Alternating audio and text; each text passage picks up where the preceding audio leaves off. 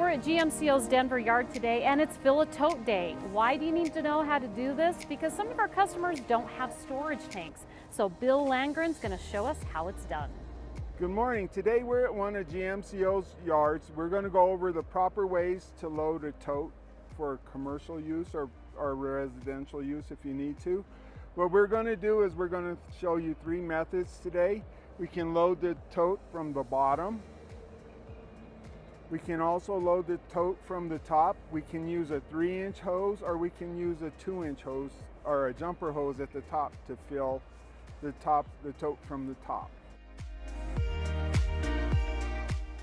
This is step one. This is when you get to our yards and you're taking your tote up to this card lock to fill it, and you're looking at your valves. We have this valve and this jumper hose right here is set up. This is a 2-inch valve and a 2-inch jumper hose. It's 3 foot long. This is used when you're top loading a tank. At some of our yards we have this set up, and it's a 3-inch hose and a 3-inch valve.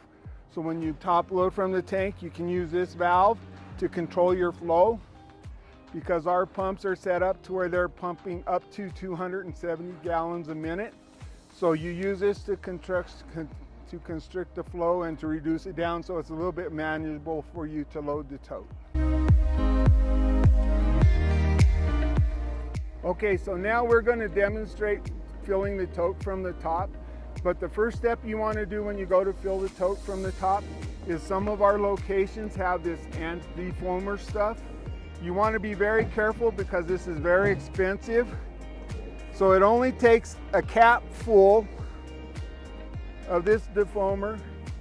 You dump it into the hole before you start loading. And then what that does, it helps when you're top loading, it's coming in and we're introducing air into the product, and the force of the pumps at 270 gallons a minute will actually cause it to foam up a little bit. It's just a natural process that the mag does when you're loading from the top.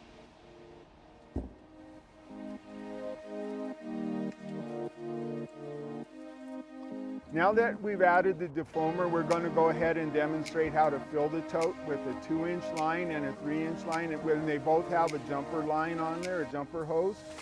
And we strongly suggest when you do this, since you're going to be standing in the back of a vehicle or on a trailer, that you have another person with you, so that if there's a problem during the process, that you can have somebody close to turn the pump off, because the pumps are pumping up to 270 gallons a minute. And then we don't have to worry about you falling off the truck or something while you're loading in our yards. So we're going to go ahead and hand the hose up. You stick the jumper hose down inside of the tote. You have the valve here for a 2-inch and a 3-inch hose with a jumper hose. Whoever's helping you will go in and hit the start button. You open the valve and you control the flow, because this tote is going to load in probably less than a minute or up to a minute. So you want to have somebody close to turn it off if you need to.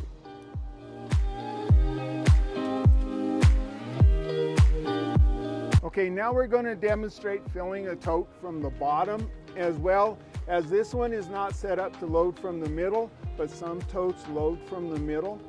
And if you choose to load from the middle of the tote, again, you'll want to add a cap full of the defoamer into the top.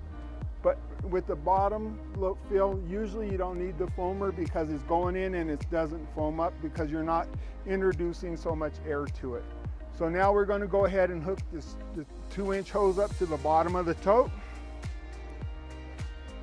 You take this and you hook it onto the adapter. You lock the cam lock on. You open up the valve.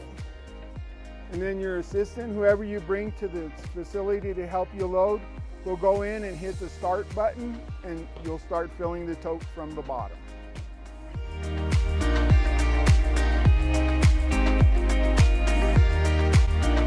Okay, once again, we want to stress that when you're filling your tote this way, it's running at 270 gallons a minute.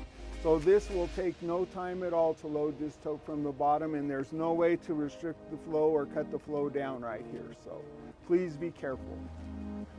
It really is that easy, or Bill makes it look easy. But if you do have any more questions, make sure to call your local sales rep. We'll see you on the next one.